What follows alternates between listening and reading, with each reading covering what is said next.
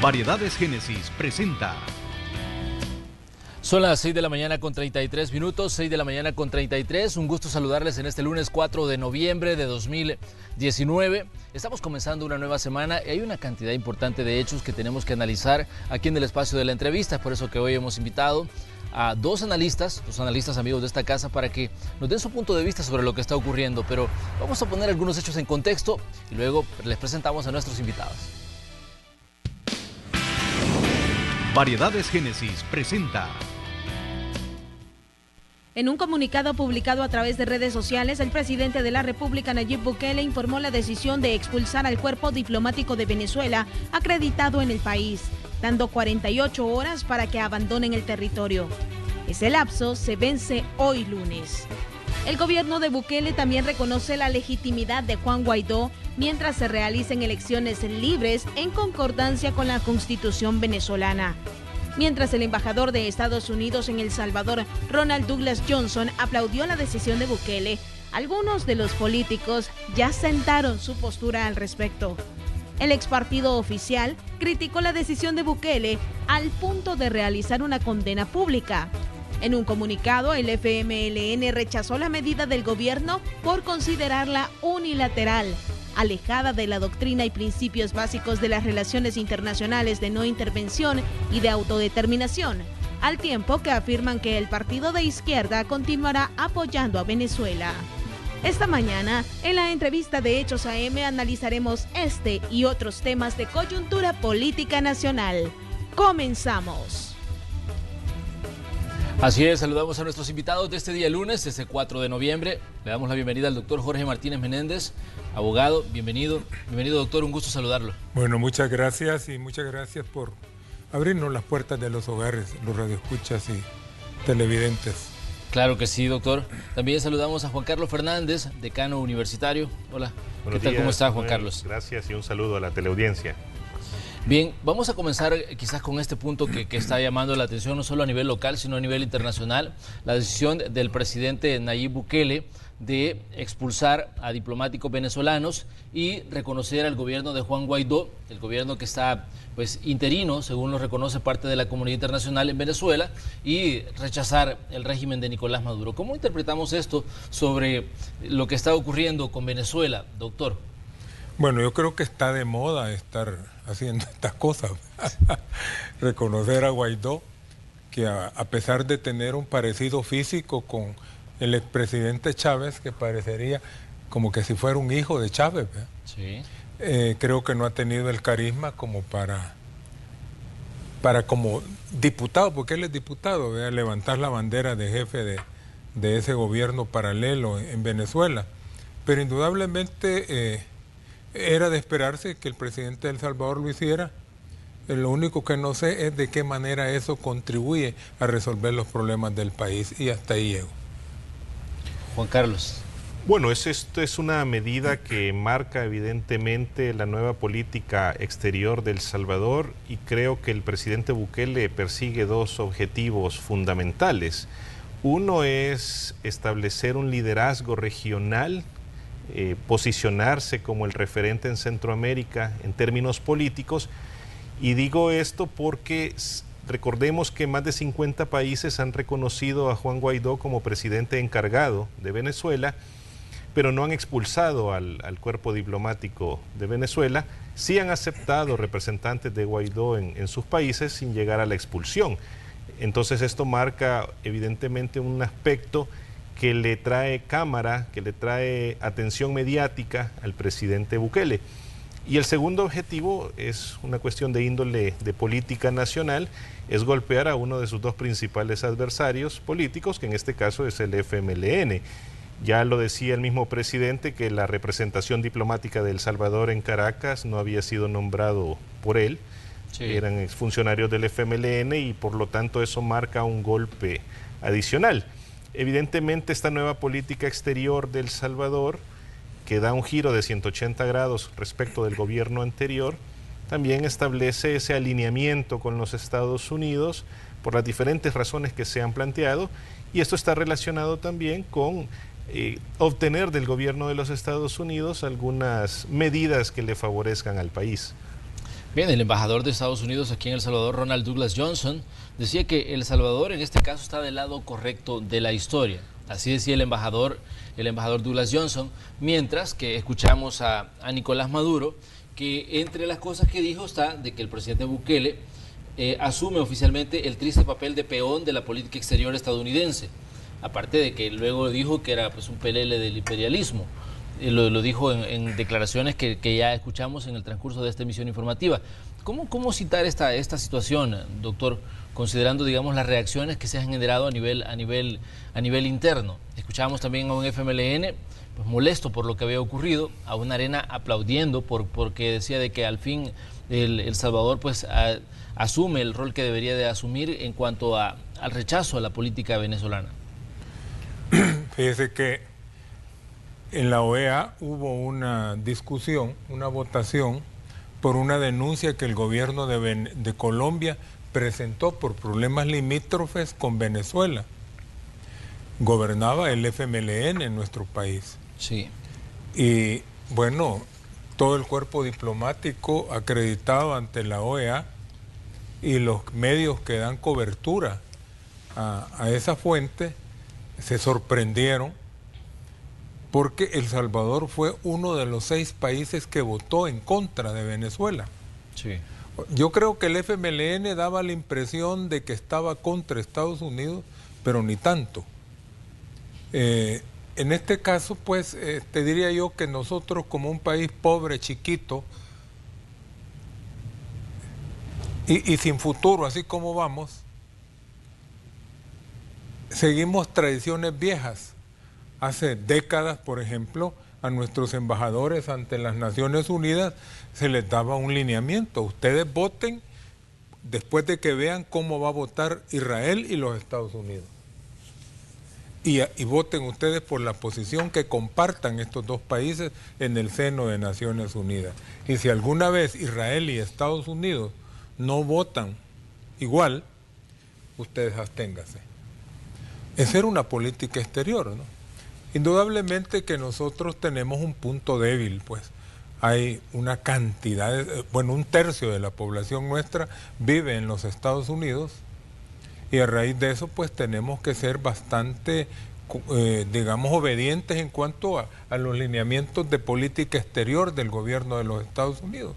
Indudablemente sabemos cuál es la posición de Estados Unidos ante Venezuela y por eso no sorprende que nuestro presidente, no es nada sorpresivo, que haya hecho lo que hizo de romper relaciones con Venezuela y de expulsar a los venezolanos. Habrá que ver como en el derecho internacional la reciprocidad es lo que rige. A ver si no aparece Maduro escogiendo un diputado del frente y decir que a este es el que lo reconoce como presidente, ¿verdad?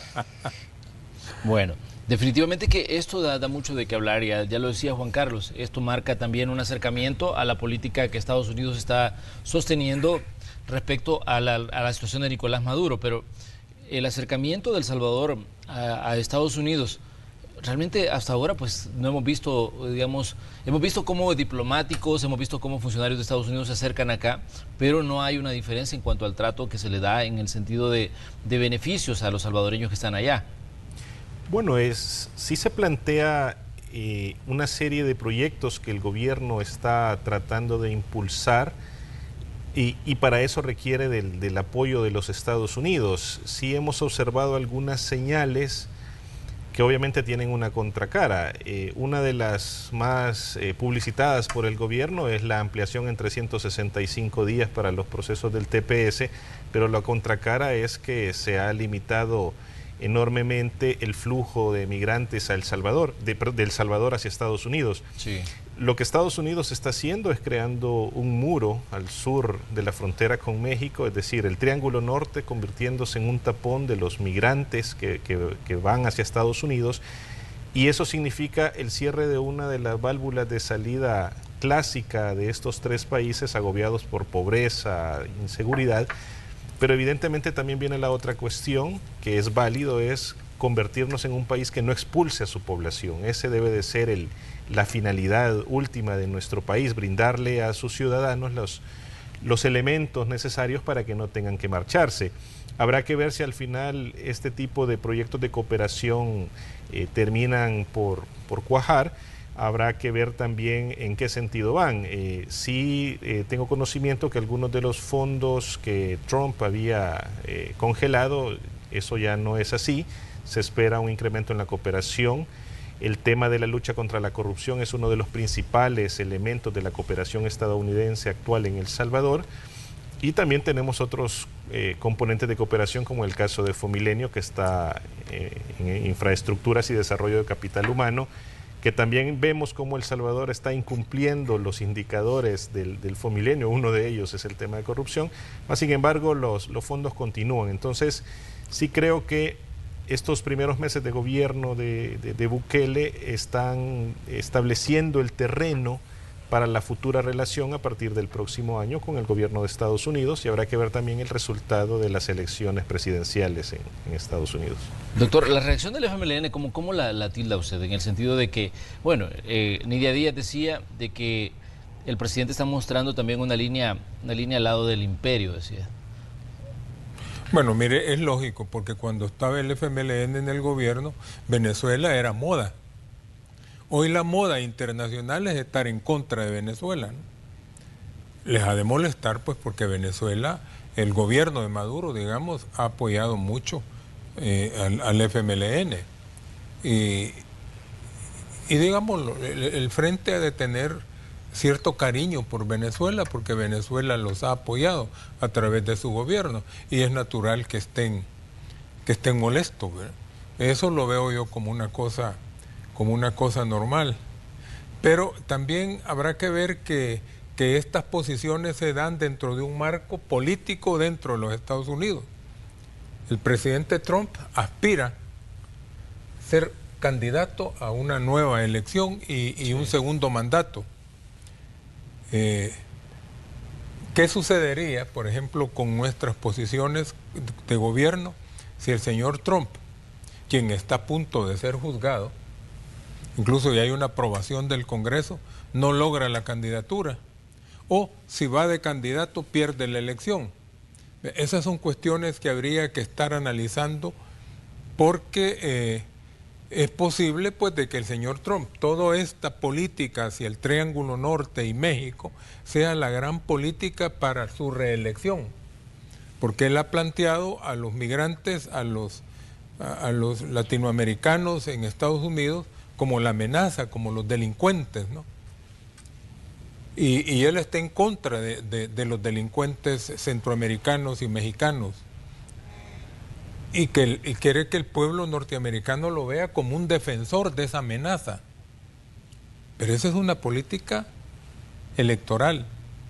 Habrá que ver si pasadas las elecciones, si todos esos incidentes que pueden ocurrir, si ganan los demócratas, si Trump es reelecto o no es reelecto, o si ni siquiera logra la candidatura por su partido. Entonces todas esas variables hay que tenerlas en cuenta, porque pueden incidir enormemente en la situación de nuestro país. Pero si hablamos de las políticas migratorias, realmente el discurso tal vez ha sido un tanto diferente, pero las deportaciones han sido las mismas, doctor, en el sentido de que Obama, por ejemplo, tenía el mote del deportador en jefe, así lo tildaban los mismos medios en Estados Unidos, y aunque el discurso que él manejaba era un discurso mucho más cercano a la gente, un discurso mucho más conciliador, Trump es quizás menos diplomático, pero es claro en cuanto a sus políticas migratorias. Los norteamericanos son muy permeables a ciertas campañas. Yo me acuerdo cuando se dijo que aquella gripe H1N1, que nunca existió. He escuchado yo opiniones de científicos que dicen que esa fue una gran mentira, porque primero apareció la vacuna y después apareció la enfermedad. Y hasta nuestro gobierno gastó millones en comprar vacunas para la H1N1. Bueno, a los norteamericanos les hicieron creer de que se iban a morir si no se vacunaban. Hasta creo que el vicepresidente Dick Cheney hasta cogió un avión y dio declaraciones que como ya se habían acabado las vacunas en los Estados Unidos, iba hasta Canadá a vacunarse porque era urgente vacunarse, y una migración de norteamericanos a Canadá a ponerse la vacuna, pero enorme. O sea, allá es fácil crear ese pánico social. Entonces el pánico, la diferencia con Obama, yo sé que Obama fue el gran deportador. Sí. Él hablaba bonito, pero golpeaba duro. En el caso de Trump, la diferencia es que él ha criminalizado a nuestros migrantes y ha hecho que los norteamericanos le tengan miedo a los migrantes y que él se ponga como el defensor del pueblo norteamericano de la amenaza delincuencial de los centroamericanos y mexicanos. Esa es la diferencia. Pero digo yo, este es un tema de campaña. Estas campañas van y vienen, pues esta ya va a pasar. Incluso si gana el señor Trump un segundo mandato, simplemente lo que va a estar es 4 años más dentro de la Casa Blanca y seguramente va a venir después un gobierno demócrata. Pero lo importante también quizás es ver el impacto que esto puede tener con miras a las elecciones de 2021. 2020 es un año preelectoral y los partidos en el caso Arena y el FMLN sabemos que no andan bien en cuanto a la conexión con el votante, la conexión con el ciudadano, y mucha gente ahora pues está aplaudiendo lo que el presidente Nayib Bukele está haciendo.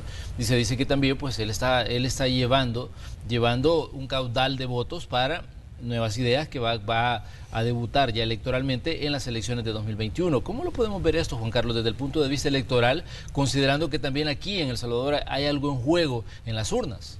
Es que evidentemente, y como ya lo mencionaba, uno de los objetivos de esta medida en particular del presidente Bukele es golpear a uno de sus dos principales oponentes políticos, que es el FMLN. El otro oponente político son los diputados mismos de la Asamblea Legislativa. Sí observamos que dentro del FMLN no hay ningún personero que esté dispuesto a dialogar o a apoyar alguna medida del gobierno, y sí lo observamos en el caso de Arena. En todo caso, es claro que la mayor parte de actividades que hace el presidente, desde mi punto de vista, tienen un objetivo, y es obtener una mayoría al menos simple en las elecciones legislativas para impulsar los proyectos que crea convenientes.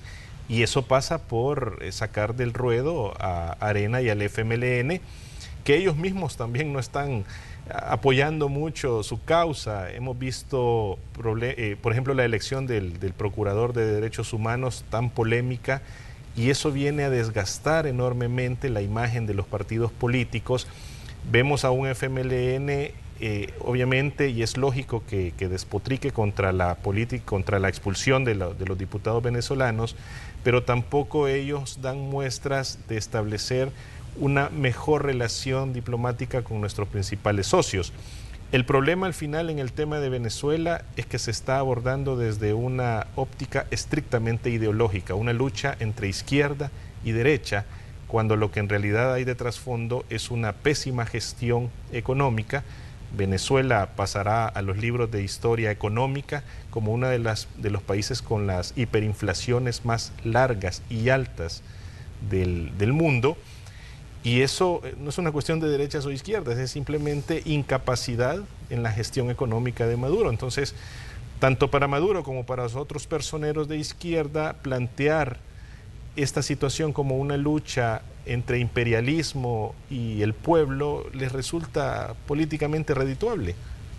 Ahora bien, bueno, el presidente de Venezuela, Nicolás Maduro, él decía, el presidente en disputa, se le conoce ahora a nivel internacional a Nicolás Maduro, el presidente en disputa de Venezuela acusaba, decíamos, al presidente Bukele de ser, decía, un pelele del imperialismo, así lo decía, pero el presidente Bukele pues también se dijo lo suyo a través de las redes sociales y le puso: más respeto, señor Nicolás Maduro, habla de un presidente electo democráticamente, a diferencia suya. Contrario a usted, 9 de cada 10 personas aprueban mi gobierno, le puso el presidente Bukele. Y en El Salvador, sin estar sobre mares de petróleo, un rollo de papel higiénico no nos cuesta el salario de un mes.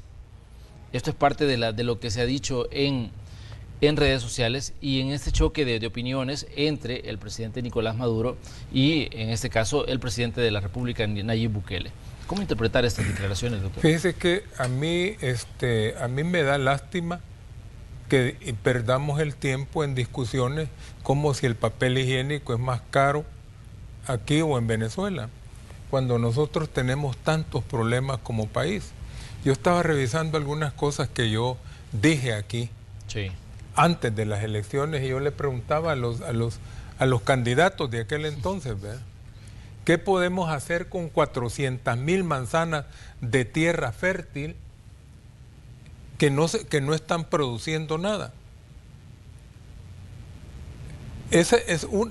Somos un país de tradición agropecuaria, pero a eso no lo hemos tocado, pues. Y otros temas, pero digo yo, esos grandes temas de nación se distraen por discutir cuestiones. Y fíjese que es más, yo venía ahora dispuesto a hacer una propuesta pública y a los medios también,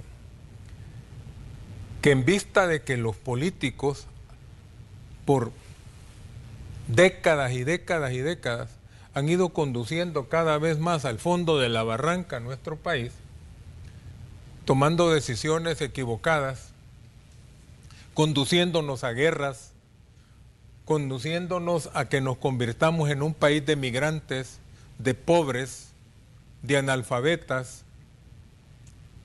con un sistema educativo que no funciona. Pues porque una educación que funciona es la que genera habilidades y capacidades en los educandos y estas se validan en la práctica. Pero ¿qué sucede aquí? Seguimos con la mnemotecnia, pues. La gente sale aún de las universidades con información en su cabeza, pero la información no llega ni siquiera a conocimiento. Entonces, creo que sería la oportunidad de que la academia se pronuncie sobre temas de importancia. ¿Cómo salir de este problema? Tenemos el problema de nuestras ciudades. Los políticos no saben cómo resolver eso. Pero hay expertos, por ejemplo, si las ciudades son gentes, en otras partes son antropólogos los que están dando opiniones y asesorando a consejos municipales para que se sepa cómo gobernar una ciudad. Aquí en nuestras ciudades lo que ha sucedido es que se han convertido los centros históricos, se han convertido en unos enormes mercados callejeros. Sí. Y nada de eso tiene solución, nada de eso. Entonces es tiempo que nos demos cuenta los salvadoreños que ya no podemos seguirle pidiendo peras al olmo.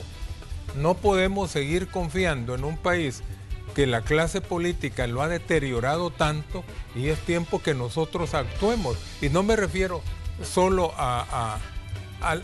como individuos, no. La Constitución misma de la República dice que la base de la sociedad y del Estado es la familia. El primer grupo de poder en el Estado es la familia. Los padres de familia son responsables de la conducta y de la formación de sus hijos, pero también hay otras entidades. Además de la familia están las iglesias. Pero, ¿qué han hecho las iglesias en este país? Se calcula como que el 85% de la población es cristiana en El Salvador, ya sea católica o evangélica, pero nada más nos están dando el anuncio de que vamos a ser felices más allá del Camposanto. O sea, muérase para que sea feliz. Pero ¿y aquí qué? Pero si uno ve aún en la oración modelo que tantas veces le hemos repetido, la del Padre Nuestro, lo que se le pide al Padre, y eso nos enseñó Jesús, fue: venga tu reino y hágase tu voluntad aquí en la tierra. Reino es la palabra que se traduce en lenguaje moderno como gobierno. Y el gobierno, dice, es de justicia, de paz y de gozo. Hay justicia aquí, hay paz aquí, hay gozo aquí. Pero eso es responsabilidad de la iglesia. Pero ¿qué están haciendo los líderes eclesiásticos en nuestro país? Ofreciéndose, muérase y sálvese. Pero mientras estamos aquí vivimos en condenación, porque no hay ni siquiera esperanzas de que aquí haya salvación. Hasta se nos ha dicho de que este es el valle de lágrimas, pues donde venimos a sufrir. Las gremiales empresariales, ¿qué están haciendo las gremiales empresariales? ¿Qué están haciendo los sindicatos? En fin, ¿qué están haciendo las universidades? ¿Cuáles son los aportes de las universidades para resolver los problemas del país? No, pero este es el tiempo. Ya no podemos nosotros seguir pidiéndole nada más: mire, señor gobierno, haga esto, haga lo otro. Mire, disculpe que me tome un tiempo, pero yo una vez le dediqué un año a un departamento de este país con una asociación de pastores evangélicos de todo el departamento. Conseguimos una cantidad de cosas. Y le voy a citar un ejemplo pequeñito. Había un pastor que dice, mire, frente a mi casa, frente a la iglesia, se ha hecho un charco. Y cada vez que pasan los vehículos, cuando entran o salen los hermanos de la iglesia, esa agua lodosa les cae. Y le digo, ¿usted qué ha hecho? Bueno, me dice, he mandado cartas al jefe departamental del MOB, al alcalde, al gobernador. Y le digo, bueno, ¿y a usted no se le ha ocurrido que en la iglesia debe haber hermanos que son albañiles y otro que tenga un vehículo que jale los materiales y con unas cuantas bolsas de cemento y arena y que tapar el agujero? Entonces me dice, no, es que eso no es problema de la iglesia, eso es problema del gobierno, esa es la calle, no es... Bueno, finalmente terminaron arreglando el agujero, había un albañil y otros colaboraron con los... y se tapó el hoyo. Y después me dice, mire, dice que ya arreglamos el problema. De esa manera logramos que hubiesen oficinas de Antel en municipios donde no había comunicación. Pero ellos ya no buscaron al alcalde o al gobernador para decirle, mire señor gobernador, vea que nos pongan una oficina de Antel. No, ellos vinieron a San Salvador, invitaron a que los acompañaran al alcalde, al juez de paz, para darle peso de liderazgo. Y después Antel les dijo, bueno, aquí está, mira, aquí les pusimos ya la oficina de Antel. Eso hizo descubrir en ese departamento que el movimiento eclesiástico podía causar muchos cambios. Pero ese es un ejemplo. Otro es lo que pueden hacer los sindicatos. Por ejemplo, en Japón los sindicatos promueven el desarrollo del país. Si ven que una empresa está teniendo problemas financieros, el sindicato no llega a decirle al patrón, mire, no, si no nos aumenta hacemos huelga y lo acaban de hundir. No, le dicen, mire, vamos a trabajar una hora más sin cobrar para que la empresa no quiebre. Estas son las acciones que un pueblo debe hacer para salvar a su país. Y yo por eso emplazaría a las gremiales empresariales. ¿Qué acciones están tomando las gremiales empresariales? Porque no basta que la gremial vaya y toque la puerta del gobierno y diga, mire señor gobierno, ayúdenos, haga esto. No, hagámoslo nosotros. Bueno, Juan Carlos, su comentario respecto a lo que yo decía en cuanto a las declaraciones del presidente y las declaraciones de Nicolás Maduro. Es una muestra de que el problema se está enfocando en términos ideológicos. Los insultos de Maduro no son nuevos para ninguno de sus adversarios. Ya era una práctica de Hugo Chávez, ahora la ha retomado Maduro. Digamos que eso no deberá de despeinar a nadie. Insisto, para Maduro es muy conveniente que toda aquella persona que critique su política sea un pelele del imperio o esté subordinado al imperio, porque eso le permite dar arengas que exaltan a sus seguidores, arengas en el sentido de que se está defendiendo la revolución bolivariana. Pero el caso concreto es que la gestión económica de Maduro es desastrosa. Ya lo decía yo, va a pasar a los libros de historia económica como una de las peores gestiones económicas de la historia. Tenemos una constante violación de derechos humanos. No lo digo yo, lo dice Michelle Bachelet, que era representante de la ONU, que dio un informe relevante sobre el caso. Y la legitimidad del gobierno se ha visto completamente reducida. Evidentemente, como ya decía, Bukele con la expulsión del cuerpo diplomático quiere dar un golpe mediático y lo está consiguiendo. En términos prácticos, la relación económica entre Venezuela y El Salvador es muy limitada. Así que, insisto, es una cuestión mediática que le trae réditos políticos a ambos, tanto a Maduro como a Bukele. Muy bien, vamos a ir a una pequeña pausa comercial, pero les pedimos a ustedes que se queden con nosotros. Vamos a hablar de otros temas que están en la agenda nacional en estos días. La Asamblea Legislativa tiene un nuevo presidente, ya comenzó, digamos, a trabajar, pero entra ya de lleno a las labores legislativas a partir de este lunes 4 de noviembre. Hablamos del diputado Mario Ponce. Cuando regresemos vamos a hablar de estos cambios también que se están dando en los órganos del Estado. Continúe con nosotros, somos Hechos AM.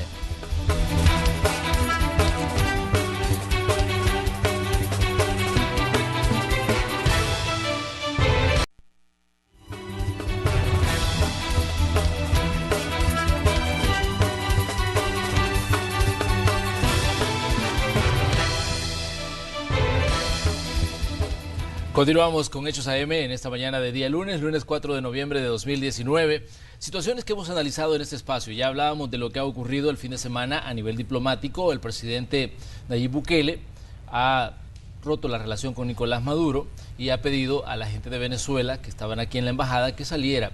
La misma situación se ha dado de parte de Venezuela, aunque el presidente decía, el gobierno, nosotros como gobierno, decía, de Nayib Bukele, no hemos nombrado diplomáticos, sino esos diplomáticos que estaban en Venezuela fueron nombrados por la anterior administración, la del FMLN. Es decir, que Nicolás Maduro decía, está expulsando a sus propios amigos. Eso era parte de lo que se ha discutido en redes sociales. Aparte de este tema, hay otros que están en agenda hoy y que definitivamente ameritan que les demos un espacio para analizarlos.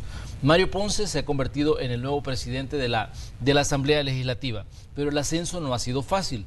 En algún momento se hablaba de modificar el protocolo de entendimiento con el que está funcionando la Asamblea y que se nombrara a otro presidente que no fuera Mario Ponce, que se había quedado establecido al principio de la legislatura. ¿Cómo ven ustedes este cambio que se va a dar, o que ya se dio, mejor dicho, en la Asamblea, a partir del trabajo de Mario Ponce, que llega a relevar al doctor Norman Quijano? En algún momento Arena dijo, no queremos que sea una presidencia legislativa sumisa a las decisiones del Ejecutivo. Eso fue lo que dijeron en algún momento y por eso se enfocaban en que se había que modificar el protocolo de entendimiento. Pero en medio de todo esto, al final Mario Ponce se convirtió en presidente de la Asamblea, ya comenzó sus funciones, pero ¿cómo ven esta situación en la que se da este cambio de jefatura, podríamos decir, en la Asamblea Legislativa? Bueno, yo creo que la sumisión era previsible, ¿no? Porque ha sido característica del PCN ir de la mano con el gobierno de turno. Vimos al PCN gobernar con Arena, ganó el FMLN, muchos decían, bueno, pero como el PCN es de derecha, quizás hoy no va a gobernar con el Frente. No, pero ese partido acompañó al FMLN. Así que ahora no es nada raro. Vamos a ver a un PCN acompañando totalmente al Ejecutivo en todos sus proyectos, pero esa es la tradición histórica del PCN y por eso me imagino yo que el Arena, previendo esa situación, intentó en determinado momento hacer un giro, pero la cuestión es que ya dentro de Arena mismo hay como 4 diputados que ya son más de Nuevas Ideas que de Arena, pues, y hay una que lleva como la batuta, ¿verdad? Que es la porrista de Nuevas Ideas en el seno de Arena, ¿verdad? Así que para mí es lógico que efectivamente haya un cambio en la presidencia de la Asamblea que sea muy, muy al lado del gobierno, porque el PCN lo justifica como darle gobernabilidad al país y por eso ellos justifican que hayan estado acompañando a Arena, que hayan estado acompañando al FMLN y que ahora pues seguramente van a acompañar al presidente Bukele. Juan Carlos, ¿cómo ve usted la situación? Ya decía el doctor, el PCN de verdad que ha sido una de los partidos que en determinado momento se les denominó bisagra en la Asamblea Legislativa por su cercanía con el Ejecutivo, independientemente de quién estuviera gobernando. ¿Cómo lo vemos? ¿Cree usted que se repita eso, lo que dice el doctor ahí? Creo que debemos analizar cada caso concreto. En efecto, tanto el PCN y en su momento Gana fueron señalados de ser cortesanos del poder de turno. Pero habrá que analizar si en efecto es un proyecto que han apoyado para beneficio de El Salvador o no. Sé que el PCN ha sido protagonista de una serie de escándalos que han venido minando la confianza de ese partido entre la población. Habrá que analizar también cuál será el comportamiento del actual presidente de la Asamblea Legislativa. En ese aspecto puntual sí creo que fue una muy mala jugada política de Arena crear ese conflicto en cuanto a quién iba a tomar la posesión del cargo. Ya había un acuerdo de entendimiento y creo que políticamente debía de respetarse y eso es lo que la población al final exige, ¿no? El respeto de los acuerdos políticos. Pero ¿por qué Arena quizás luego no logró el apoyo para modificar ese protocolo? Porque en determinado momento fue un discurso que manejó Gustavo López Davison, que es el presidente de Arena, y también que no descartó Óscar Ortiz en su momento. Dijo que estaba de acuerdo con que se revisara y se analizara, digamos, un cambio. Creo que hicieron un análisis de la coyuntura política nacional, vieron lo mal parado que salieron con el tema de la elección del procurador, y el FMLN hábilmente dio un paso atrás en la revisión de este protocolo. Incluso argumentó que no tenía nada que revisar porque ellos no habían sido parte en primera instancia de tal acuerdo, y eso dejó solo a Arena en su interés por un nuevo presidente de la Asamblea. Yo sí creo que debemos de contemplar que el hecho de apoyar o no una política o un proyecto del gobierno no lo convierte de forma automática en un cortesano del gobierno. De hecho, los diputados están ahí para expresar sus ideas y votar en función de proyectos que apoyen el desarrollo del país. Entonces, sí me parece un poco peligroso establecer que cualquier persona que apoye un proyecto de gobierno es automáticamente sumiso al gobierno de Bukele, y todo aquel que no esté a favor, esas posturas blanco y negro no creo que sean favorables para el país en términos políticos. Doctor, ¿usted qué dice? Bueno, yo creo que esta es una mancha más al tigre de la partidocracia en El Salvador. Los partidos no pueden gobernar al país porque ni pueden gobernar ellos mismos, e insisto, es tiempo que otras fuerzas vivas del país aboguen por aportar ideas y digamos, poner también sus esfuerzos en buscar soluciones, porque de lo contrario, con esta confusión política, que no solo es nacional, sino que mundial, ¿verdad? Porque dicen, ahora el mundo, dice, es multipolar, pero tal parece que en esa multipolaridad los gobernantes del mundo se han vuelto bipolares, y lo digo en términos ya patológicos, y es tiempo que otras gentes más cuerdas, que saben de cómo resolver el problema, empiecen a opinar, empiecen a proponer soluciones, y ojalá que quienes están en la capacidad de decidir acepten que quienes saben cómo resolver los problemas ayuden a resolverlos. Doctor, ¿usted cree que los partidos, en este caso Arena y el FMLN, van a lograr mantener la fuerza que tienen hoy en la Asamblea Legislativa? Porque bien que mal, el FMLN tiene 23 diputados. Arena, a pesar de lo que usted dice, de que 4 de sus legisladores están llevando agua más al molino Nuevas Ideas que el de Arena, tiene 37 legisladores. Sí, fíjese que si no hubiese habido aquella resolución de la Corte en materia de constitucionalidad que penalizó el transfugismo, podría haber creído yo que estos partidos hubieran bajado más de su caudal. Pero resulta de que yo sé de diputados y de alcaldes de estos partidos, que supuestamente son la oposición al gobierno, que fueron los responsables de la campaña presidencial del presidente Bukele. Pero ellos quieren ser reelectos en sus cargos, pero no pueden renunciar a su partido, porque inscribirse en otro, porque caerían en el... imposibilitaría participar. Exactamente. Entonces, ellos van a ir de candidatos por sus propios partidos. Y van a pedir que voten por la bandera de su partido, los del PDC por la banderita verde. No se me acuerdo si todavía hay pescado, no hay pescado ahí. Sí, hay pescado. Todavía hay pescado, ¿eh? Sí. Las manitas del PCN, los tricolores de Arena, la bandera roja del Frente, porque de todos ellos anduvieron pidiendo el voto por Bukele. De unos más y de otros menos, quizás el que menos fue Arena, pero del Frente no, si prácticamente la organización territorial del FMLN no promovió la candidatura de Hugo Martínez, sino que la candidatura de Nayib Bukele. Lo mismo en el PDC, si el PDC es un partido que tiene como 60,000 votos de caudal y solo sacó 8,000. Pero porque la gente del mismo partido anduvo pidiendo el voto por Bukele. Lo mismo pasó con el PCN. Si el PCN unos dicen que tiene entre 250,000 y 300,000 de votantes como voto duro, pero solo sacó 21,000. Entonces, eso dificulta un poco las cosas para nuevas ideas, porque no sé, a lo mejor ya en sus cargos estos diputados y alcaldes y concejales van a estar más del lado del gobierno, pero para poder seguir en sus cargos tienen que pedir el voto por sus propias banderas. Y otra cosa, Arena, pese a toda la desgracia de la partidocracia, Arena sacó más de 800,000 votos. Eso es una cosa, bueno, hasta increíble, pues, la fidelidad de los votantes areneros. Y es distinto ya una elección de diputados y alcaldes en donde el interés local está de por medio a simplemente elegir un presidente.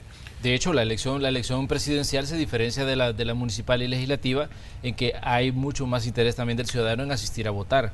Las elecciones municipales y legislativas se han caracterizado por tener una menor participación de ciudadanos en estos procesos, pero hay otros elementos que también se podrían afectar este proceso de elección que va a vivir El Salvador en 2021, como por ejemplo las declaraciones que ha dado este testigo criteriado de nombre Noé, como le ha puesto la Fiscalía, y que dice de los políticos y de los funcionarios que se reunieron en determinado momento con estos grupos para ofrecerles dinero, para ofrecerles todo tipo de beneficios a cambio de apoyos electorales. ¿Qué impacto puede tener esto, Juan Carlos, en un proceso electoral que de por sí ya se torna difícil para los partidos por los bajos niveles de credibilidad, por los bajos niveles de aceptación del ciudadano, por la crítica misma del ciudadano a la forma de hacer las cosas desde la política tradicional?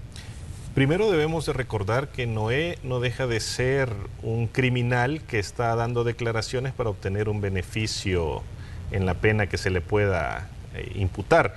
Sí es importante que la Fiscalía General de la República haga una investigación seria sobre las declaraciones de Noé, eso es clarísimo. Y si se determina que ciertos personeros de Arena o del FMLN de verdad financiaron pandillas, pactaron con ellas, evidentemente tendrá un fuerte impacto en las posibles candidaturas de estas personas.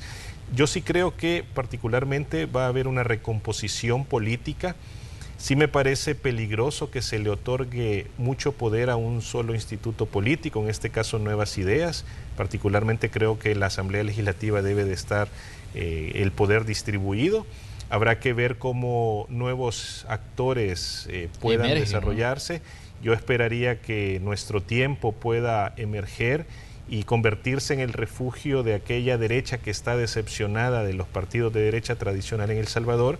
Habrá que ver si Cambio Democrático también logra crecer. Ha estado todos estos años a la sombra de la del FMLN en cuanto a la izquierda política del país.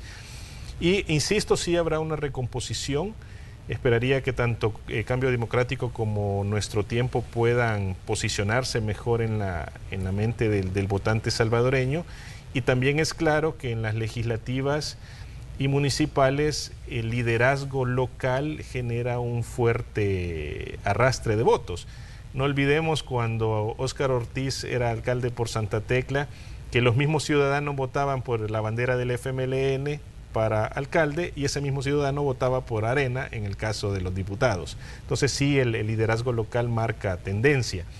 Insisto, no es positivo que un solo partido tenga el poder concentrado, así que yo espero que esos liderazgos locales arrastren suficientes votos para que esté repartido. Doctor. Bueno, comparto completamente el que la Asamblea tiene que ser un foro en donde estén representadas distintas corrientes de pensamiento y distintos intereses de sectores del país, de la población en general, porque los diputados pues legalmente representan al pueblo, ¿no? Y no conviene que una sola fuerza sea la que gobierne todo en este país. Pero yo insistiría, ¿no?, que ojalá los partidos hicieran un poco de lado sus intereses de partido, sus intereses personales de liderazgo y vayan a los pueblos a buscar a la gente más probas, a los más capaces, a ofrecerles que sean los alcaldes. O sea, es un plan de rescate nacional, ¿verdad? Y que los partidos dijeran, mire, ahora vamos a poner nuestras estructuras partidarias al servicio de la nación, que sean los ciudadanos honestos, probos, competentes del país, los que aspiren a ser alcaldes, a ser concejales, a ser diputados, pero que no salgan los mismos, que ya no salgan los mismos, porque esos son los desgastados, pues. Pero ¿cree usted, doctor, que haya un relevo en cuanto a rostros en la Asamblea? Porque una de los quizás de las frases que han estado citando las nuevas ideas es: vamos a sacar a un montón de gente de la Asamblea Legislativa, gente que ha estado ahí por 5, 6, 7, 8 legislaturas. Mire, es un relevo necesario, no por razones simplemente éticas, sino que hasta por razones estéticas creo que es necesario. Está bien. Bien, doctor, me gustaría que cerráramos este espacio de la entrevista con un tema que definitivamente va a seguir dando mucho de qué hablar. Lo que pasó con esta resolución contra un magistrado de Cámara acusado de agredir sexualmente a una menor. Una Cámara dice fue una falta, no fue una agresión. Esto ha estado en ebullición en redes sociales desde el fin de semana, desde que salió esta resolución, e incluso hoy, según tengo entendido, van a pedir que se modifiquen esto para donde se tipifica como una falta. Según tengo entendido, es el 392, el artículo del Código Penal, donde dice que cuando no hay una consumación de hecho queda como a nivel de falta, pero mucha gente dice que, obviamente, y ahí no creo que nos incluimos muchos, en el sentido de que cualquier situación que violente la integridad física de un ser humano contra y ajeno a su voluntad, a mí me parece que debería ser tildado como una agresión. Pero ¿qué piensa usted, doctor? Usted es abogado de esto que ha pasado con el caso de Jaime Escalante, en el sentido de que viene una Cámara y dice, mire, fue una falta, no fue una agresión sexual contra una niña a la que, según los hechos, esta persona le tocó los genitales cuando estaba jugando en la calle. Fíjese que como abogado, para dar una opinión más certera, debería tener yo conocimiento del caso. Pero indudablemente que esto ha interesado al país y a mí como abogado también. Sí. He preguntado a abogados que ejercen en materia penal, que escuchan, que circulan en los tribunales, y lo que se me dice es de que definitivamente como que esa Cámara torció el curso de la justicia para favorecer a un colega. De ser así, el juez de paz, que conocería por ser falta y no por ser delito, tendría a su vez también porque la Cámara se declara incompetente, ¿verdad? Sí, declara faltas. Para las faltas los competentes son los jueces de paz. Entonces va al juez tercero de paz. Se esperaría que el juez tercero de paz a su vez se declare incompetente por considerar que no es falta. Y en ese incidente de competencia será la Corte la que tendrá que dirimir ese incidente, y creo que la Corte, pues, en este caso no tendrá más que decir que fue delito y que no fue falta. Pero sí, estas cosas, ante una institucionalidad no solo de los partidos políticos, sino que una institucionalidad del Estado, hasta de las familias, pues, que se ha debilitado, y por eso nuestro país está en la desgracia en que estamos. El que venga a suceder esto en la administración de justicia es una desgracia más para nuestra administración de justicia. Y pues espero yo que estas cosas se corrijan. Tendrá ahorita el juez tercero de paz que resolver, y yo diría que el juez tendrá que resolver decretando que no es falta y que no es competente. Entonces se declara a su vez incompetente, y si ambos tribunales se declaran incompetentes, es la Corte la que tiene la decisión, ¿verdad? Entonces la Corte tendrá que decidir si es delito, si es falta, y quién es el que debe conocer en ese caso. Juan Carlos, ¿qué piensa usted de este caso que, como decíamos, ha explotado a nivel mediático y también a nivel de redes sociales? La evolución ha sido mucha, incluso hay una campaña en la que se dice que tocar a una menor pues es un delito. Creo que el sistema judicial ha salido seriamente dañado a partir de la resolución de la Cámara de lo Penal. Sí, es una resolución que es bien difícil sostener en términos jurídicos, ya no se diga en términos éticos. Evidentemente, esta situación terminará resolviéndose en la Sala de lo Penal de la Corte Suprema de Justicia, pero cuando se plantea la resolución de la Cámara, creo que no se dan cuenta del impacto negativo que genera. Básicamente, la Cámara lo que nos está diciendo es que cualquier ciudadano puede tocar los genitales de un menor de edad y, en el peor de los casos, esa es una falta que tiene una sanción extremadamente leve. Creo que este caso debe de servirnos para fortalecer toda la legislación orientada a la protección de los menores de edad. Es inconcebible que se tipifique como una falta el tocar los genitales de un menor de edad.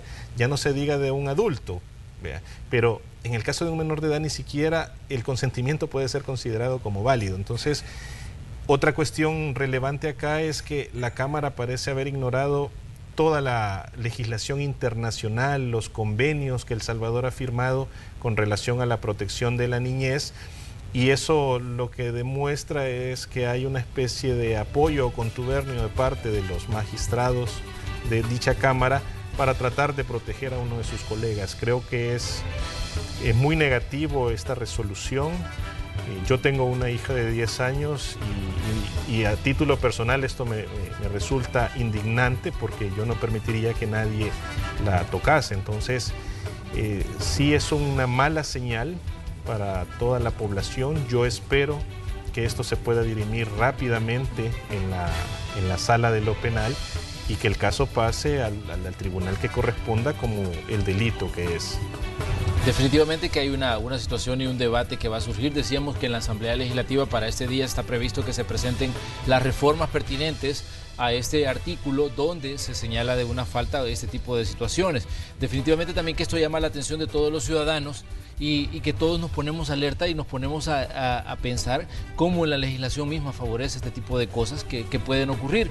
Y como decía Juan Carlos, el sistema de justicia de El Salvador sale muy mal parado ante este tipo de situaciones, doctor. Usted como abogado seguramente tendrá su opinión respecto a lo que ha pasado y al impacto que esto tiene respecto a la administración de justicia en general. Bueno, yo creo que este no es un problema de legislación, porque aquí hay hasta jurisprudencia ya. Hay un reo condenado a 4 años de prisión, sentencia ejecutoriada, por un caso de tocamiento a una menor en que le tocó el trasero.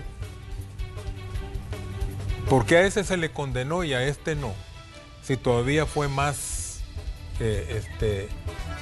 grave lo que hizo este hombre. Ya hay un reo condenado, o sea, eso en derecho le conocemos como el peso de la jurisprudencia. Entonces a lo mejor ese reo va a llegar a pedir algún tipo de beneficio, pues, para decir, mire, si esto es falta, me lo tipificaron mal. Es grave la resolución esa judicial.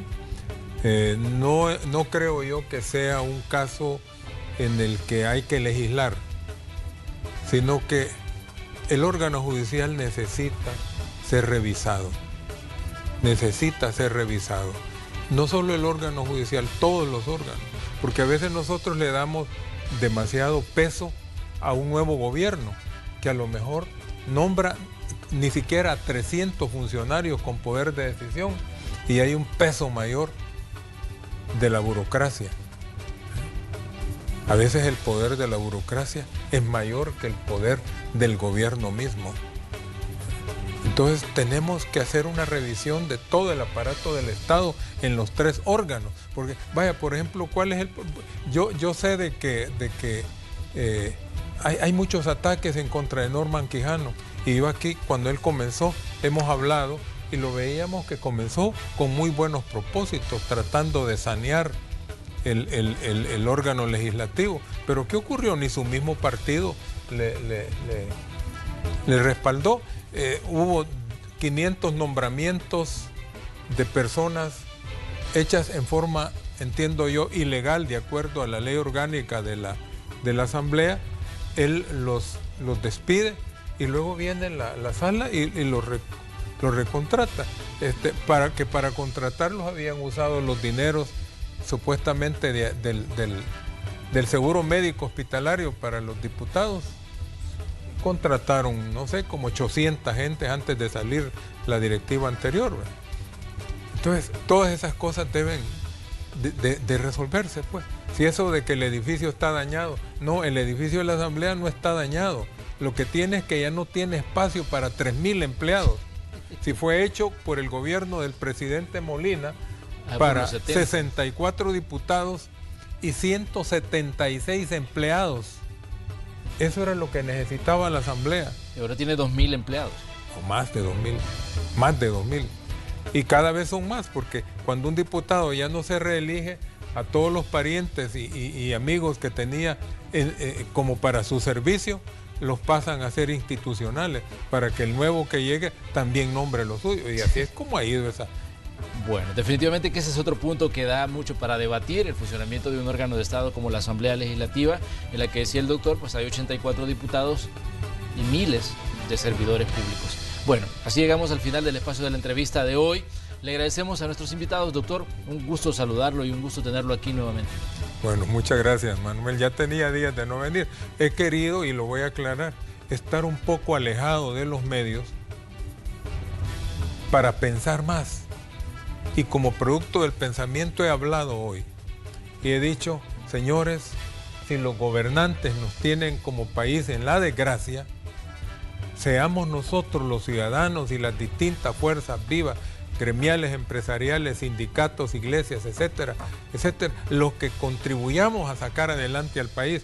Ya no sigamos haciendo el error ese de decir, no, mire, el charco que lo venga a reparar el alcalde o el gobernador o el MOP. Se resolvió el problema de ese charco hasta que la gente misma que vivía enfrente llegó a tapar el hoyo. Muy bien. También agradecemos a Juan Carlos Fernández. Juan Carlos, como siempre, pues un placer que nos acompañe. Gracias por estar aquí. Gracias por la invitación y siempre un gusto compartir este espacio con ustedes. Bueno, nosotros cerramos así el espacio de la entrevista. Vamos a ir a una pausa comercial. Información del tráfico, información del clima, información que usted necesita conocer de los temas que están en las agendas informativas en este día lunes. Se lo vamos a detallar aquí en Hechos AM. Todavía tenemos mucho programa por delante, así que le pedimos a usted que siga con nosotros. Gracias por sintonizarnos. Variedades Génesis presentó